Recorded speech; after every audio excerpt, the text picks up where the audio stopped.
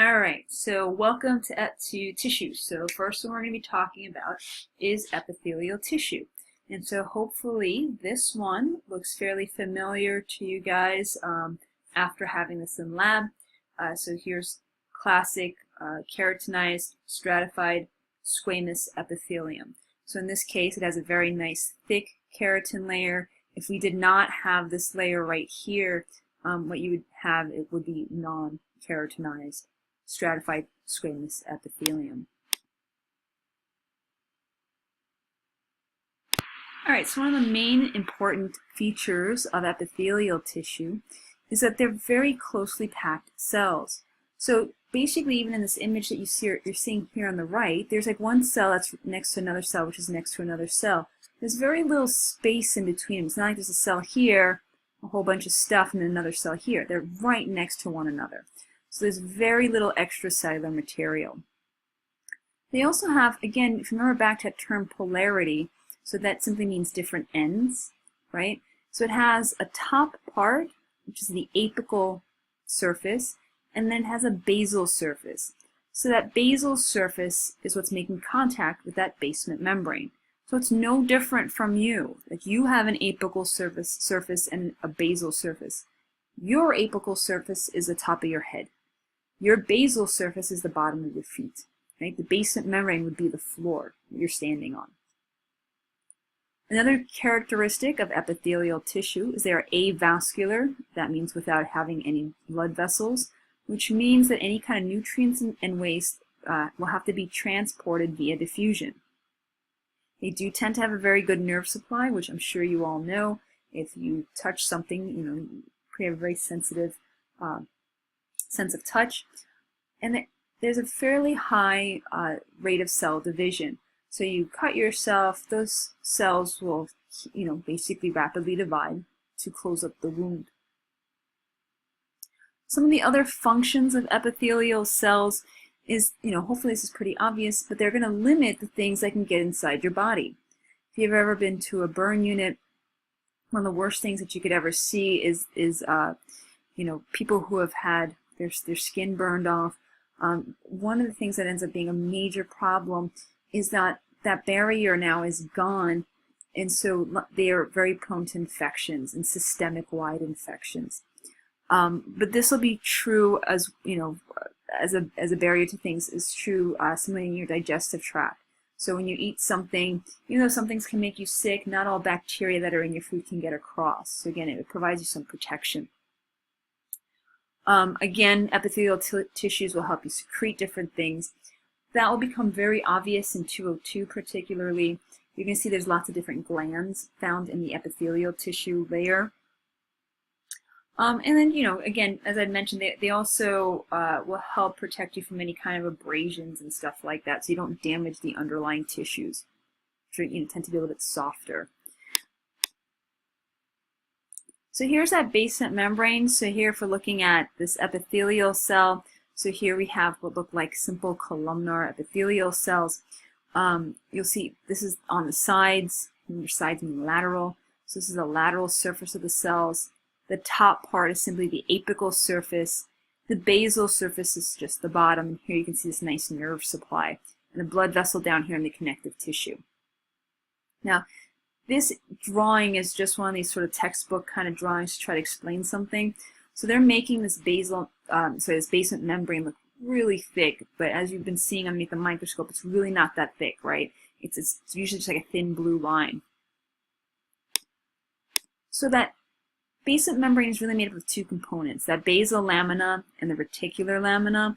And that basal lamina part is made up of by those epithelial cells, right? And it consists of collagen fibers. We'll talk more about collagen fibers in a little bit. The reticular lamina is made up of the connective tissue from below. So really that basement membrane is an effort by both the epithelial cells as well as the connective tissue underneath them. And this is made up of reticular fibers. And again, in lab, you would not have seen what reticular fibers look like. They just don't stain very well underneath what we have for microscopes. Yeah, I don't think you're really going to get to see them in any tissues this semester. So types of epithelium, again, we have covering, lining epithelium, things like epidermis or your skin, things that line ducts, blood vessels, again, urinary tract, reproductive tract, GI tract. And we also have glandular epithelium. So these are things that are making different types of fluids or hormones or enzymes or things like that. We classify epithelial tissue based on the number of layers as well as the cell shape. So we either consider it simple if it's a single layer, or stratified if it's more than one layer from that basal membrane. And by that I mean the cell has to be like not touching that basal membrane, the basement membrane rather. So here's a cell, the next one's not touching it, not touching it, not touching it. Okay. And then again, the shapes are simply squamous, cuboidal, and then columnar. And then we just combine those. So you can have simple cuboidal, you have simple squamous, simple columnar. You can have stratified squamous, stratified cuboidal, stratified columnar. Okay. So let's take a look at them from basically small going to large. So we have simple squamous epithelium. Right? I think I mentioned to you guys in lab, what this ends up looking like is, imagine you take an egg, you crack it. So if you look at it from, like you're looking at down in the pan in which you cracked it, it looks kind of like that typical egg with a yolk. If you're looking at that, imagine from the side, it'll look something like this, where the nucleus kind of bulges out a little bit, but the rest of the egg white kind of just tapers. It's very, very thin. Right. So again, single layer flat cells. They're very thin, so as we were talking about diffusion earlier, right, the thinner, the smaller the distance that something has to diffuse, the faster it'll go. So you'll find these particularly in areas where you have to diffuse things or filter things. Okay. So alveoli, those are the air sacs in your lungs, as well as the outer layer of intestines. In that case, you're not really trying to filter things, but it does make up the outer part of our intestines. Simple cuboidal epithelium, if you kind of take a look, this is a very nice image of one. So the cells are roughly about as tall as they are wide. So simple cuboidal. Again, so these are going to be adapted for things like absorbing different materials or secreting materials. So you really find them in things like ducts. So that if you're looking at something and you see the simple cuboidal epithelium, what you're probably looking at is some type of duct. Okay. Or tubule or something like that. Simple columnar epithelium. So now these cells are a little bit taller than they are wide, so they're rectangular. So classic place you're going to see that is again going to be parts of your gastrointestinal tract, respiratory tract, certain parts of reproductive and urinary systems. A lot of times you'll see these goblet cells that are producing mucus. They may have microvilli. The cells may have microvilli on them. So this increases surface area, which allows for more things to be absorbed. And just back to the goblet cells for a quick moment. They call them goblet cells because the scientists that first saw them thought they looked like a wine goblet. You know how you guys have gotten like looking at things underneath the microscope. You know, enough hours looking at it, you're going to want a glass of wine too, right? So he was like, oh yeah, it's been a long day. He thought those were goblet cells. They look like a wine goblet.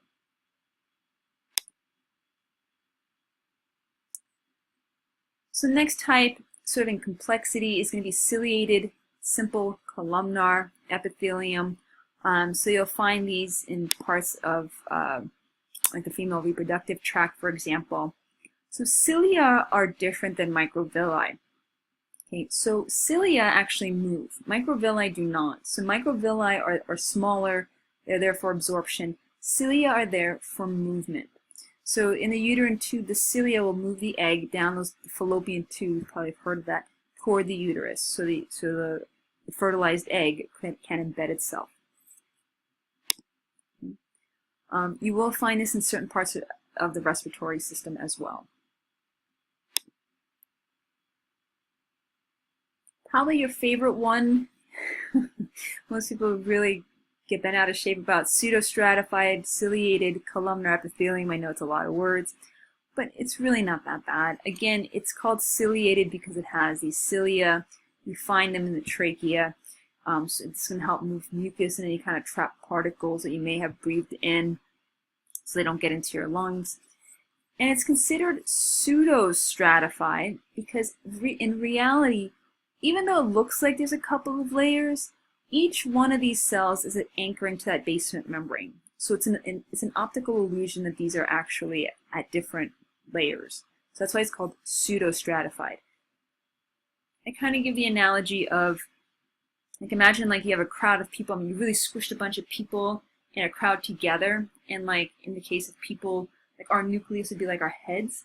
So if you have people of different heights, and you look into the crowds, the heads would be at different heights, and the kids would be even shorter and stuff like that.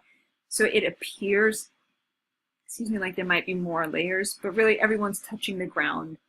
No one's on anyone else's shoulders. It just gives the appearance that there's different layers. Okay. So again, found in different areas: respiratory system, particularly trachea, male urethra, the epididymis. So the urethra is that tube that will take urine from the bladder out the body, and the epididymis is a structure right above the testicle that helps. Well, it's the site of sperm maturation is what it is. Sperm storage and maturation. Stratified squamous epithelium comes in two different varieties. You can either have it keratinized or non-keratinized. So best way I can describe that to you is like figure the outside part of your cheek, like the outside part of your face, has a very different feel to it than the inside part of your mouth. So your face is keratinized, stratified squamous epithelium. The inside of your mouth is non-keratinized, stratified squamous epithelium. It's much softer, much more easily damaged even, right?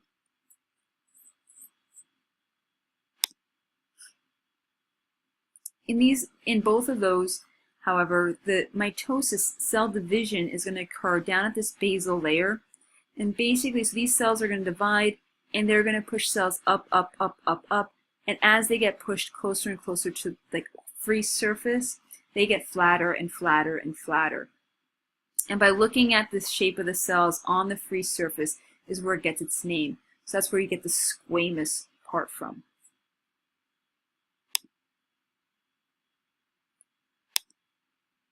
Transitional epithelium, again, is multi-layered.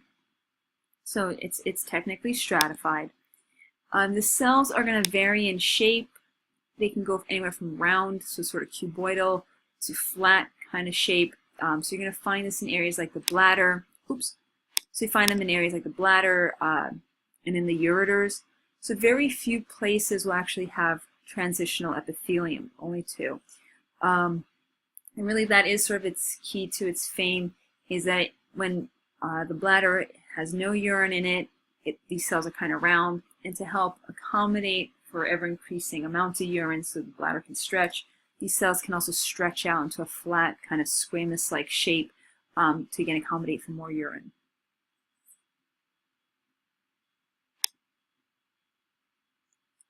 So other types of epithelia that you really don't see very often, only in really ducts, is you'll have stratified cuboidal epithelium, as well as stratified columnar epithelium. So you usually find these again in larger ducts, but that's about it. So they're very rare. We have not seen those in lab. I just wanted you to understand that they do, however, exist.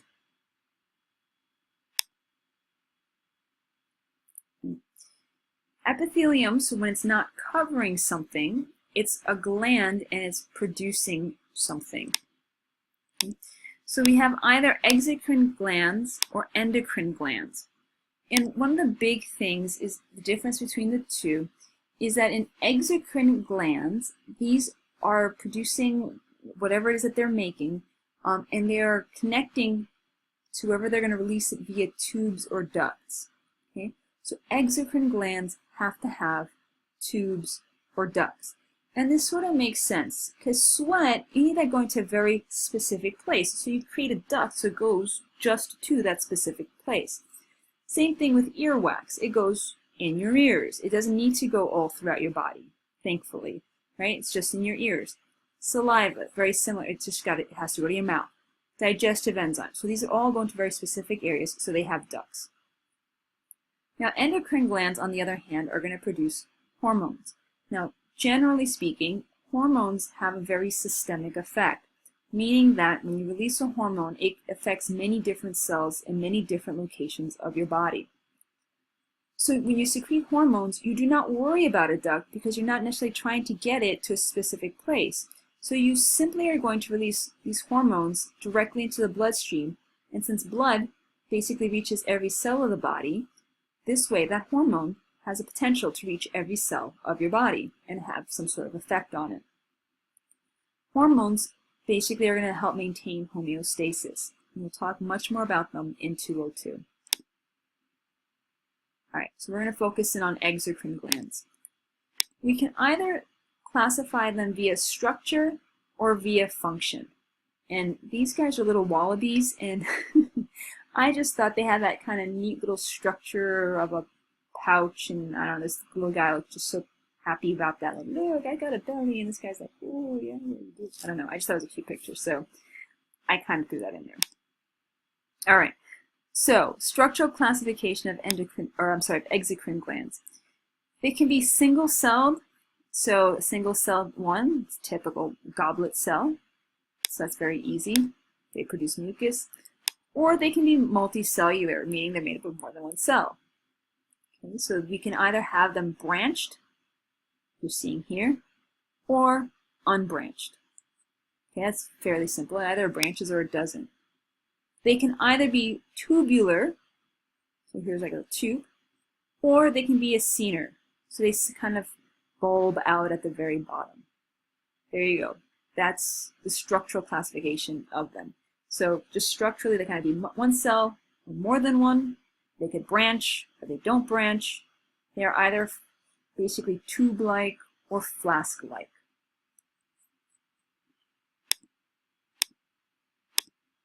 And again, you'll see a lot more of these in 202. We, however, have functional classifications. So we have merocrine glands, apocrine glands, and then holocrine glands. So basically the way they function is going to be a little bit different. Now mind you, in each one of these, proteins are made the exact same way. The only thing in your body that is making proteins are ribosomes, right? We talked about that in chapter 3. Ribosomes, that's it. So you go through that whole process, exactly the same thing in all of these. You have ribosomes, they're making the proteins, they're going to send that to the Golgi apparatus where it's modified, and then it gets packaged up into vesicles, right? Okay. So the only difference then is how these cells get rid of them. In merocrine glands, you make those vesicles and you simply release them. You release the product, that's it.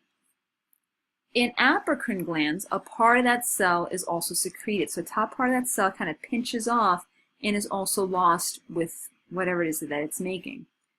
And then in holocrine glands, basically you accumulate all of the product, whatever it's making, and then the whole cell just kind of explodes and releases it all at once. So here we're seeing sort of this summary of that. So you have merocrine glands. So again, this is this top one. So here we have our nucleus, the rough endoplasmic reticulum, typical kind of thing. It's making the proteins, sending it to the Golgi apparatus, and then that's sending it outside of the cell. And in the apocrine gland, so typical kinds of merocrine glands, saliva, digestive enzymes, watery sweat is produced that way. Apocrine glands, so again, same things happening. The product is simply accumulating at the surface of the cell, that apical portion of the cell, and then that part simply pinches off, and then everything is released at once. Okay. This is actually how breast milk is produced, is this way.